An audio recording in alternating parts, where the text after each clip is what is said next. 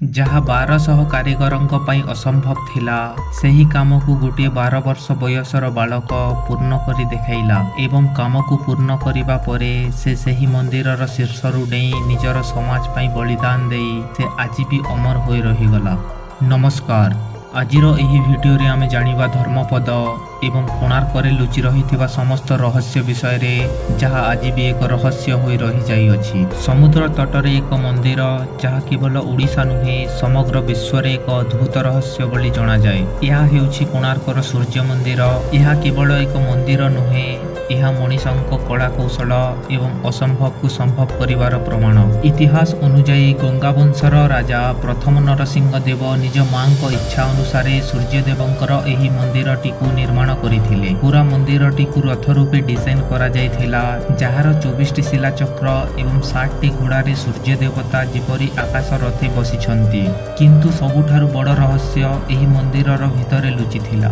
କୁହାଯାଏ ମନ୍ଦିରର ମଧ୍ୟଭାଗରେ ଏକ ଚୁମ୍ବକୀୟ ଶିଳାପଥରର ଶିଖର ଥିଲା। ସେହି ପଥରର ଶକ୍ତି ଏତେ ଅଧିକ ଥିଲା ଯେ ସମୁଦ୍ରରେ ଚାଲୁଥିବା ଜାହାଜର କମ୍ପାସ ସମ୍ପୂର୍ଣ୍ଣ ଭାବରେ ବିଗିଡ଼ି ଯାଉଥିଲା। କିନ୍ତୁ ସେହି ଚୁମ୍ବକୀୟ ପଥର କ'ଣ ହେଲା କେଜାଣି, ତାହା ଆଜି ମଧ୍ୟ ଏକ ରହସ୍ୟ ହୋଇ ରହିଅଛି। ଏବେ ଜାଣିବା ସବୁଠାରୁ ଦୁଃଖଦ କିନ୍ତୁ ଅଜଣା କାହାଣୀ, ଧର୍ମପଦର ବଳି।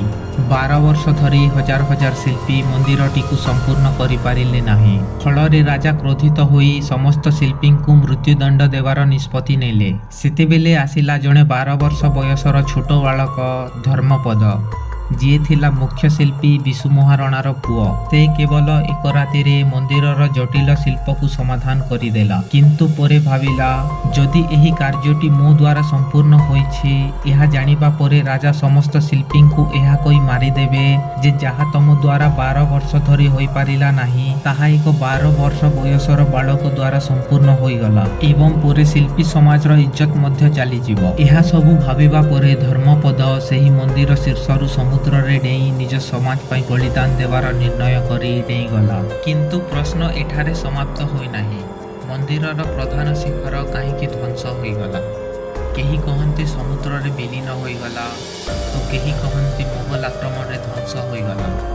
କମେଣ୍ଟରେ ଲେଖି ଜଣାନ୍ତୁ ଆପଣଙ୍କ ମତ କ'ଣ, ଏବଂ ଯଦି ଧର୍ମପଦର ଜନ୍ମଠାରୁ ମୃତ୍ୟୁ ପର୍ଯ୍ୟନ୍ତର ଭିଡ଼ିଓ ଦେଖିବା ପାଇଁ ଚାହୁଁଛନ୍ତି, ତାହେଲେ କମେଣ୍ଟରେ ଲେଖି ଜଣାନ୍ତୁ ଏବଂ ଚ୍ୟାନେଲକୁ ସବସ୍କ୍ରାଇବ୍ କରି ରଖନ୍ତୁ।